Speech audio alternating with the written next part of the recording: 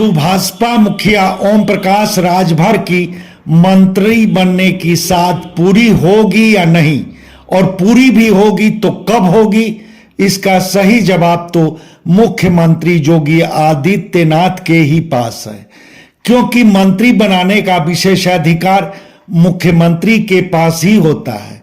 मगर यह जरूर तय हो गया है कि भाजपा सुभाषपा के लिए गाजीपुर संसदीय सीट नहीं छोड़ेगी। 24 फरवरी को गाजीपुर में अपने केंद्रीय चुनाव कार्यालय के उद्घाटन पर ही भाजपा यह बात साफ कर दी।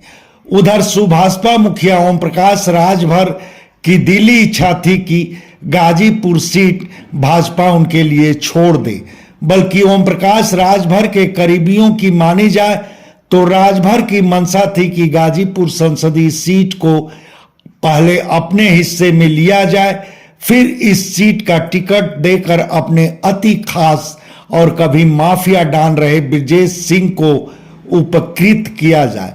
करीबियों की इस बात में कितना दम है यह तो नहीं मालूम, मगर जब से राजभर बड़े बड़े दलों से गठबंधन खेलना शुरू किए हैं, तब से उनकी चुनावी राजनीति की स्टाइल कुछ ऐसी ही दिखती है, यानी गठबंधन में अपने माफिक सीटों का आवंटन कराना, फिर अपनी पार्टी के लिए दिन रात पसीना बहाने और दमदार कार्यकर्ताओं को नजरअंदाज कर उन सीटों का टिकट दामदारों को भेंट कर देना।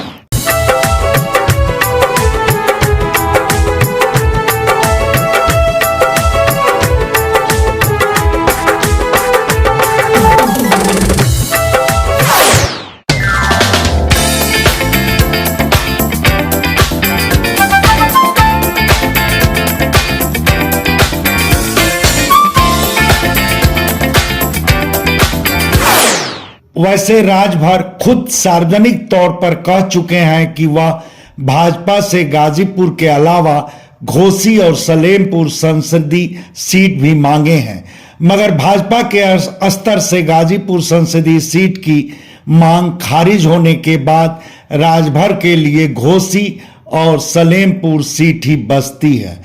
भाजपा के शीर्षस्थ स्रोतों से जुड़े लोगों की मानी जाए तो भाजपा नेतृत्व सुभाषपा के लिए घोसी सीट छोड़ने पर सहमत हो गया है, जबकि सुभाषपा मुखिया सलेमपुर सीट भी अपने खाते में लेने के लिए दबाव बना रहे हैं। दरअसल सलेमपुर सीट राजभर बाहुल्य सीट है और उस सीट से खुद सुभाषपा मुखिया ओम प्रकाश राजभर साल 2014 का चुनाव लड़ चुके हैं।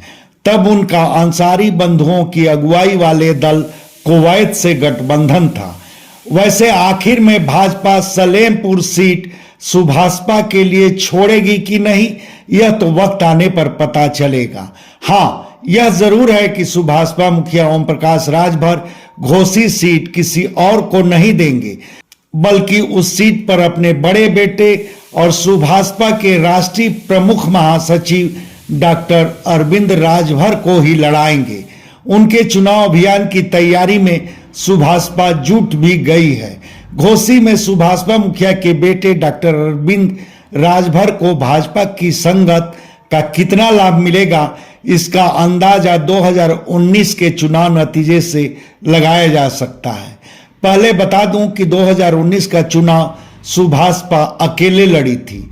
तब घोसी में सुभाषपा को मात्र 39,860 वोट मिले थे, जबकि भाजपा पूरे 4,51,261 वोट पाकर दूसरे स्थान पर थी। वहां सपा से गठबंधन का लाभ बसपा को मिला था।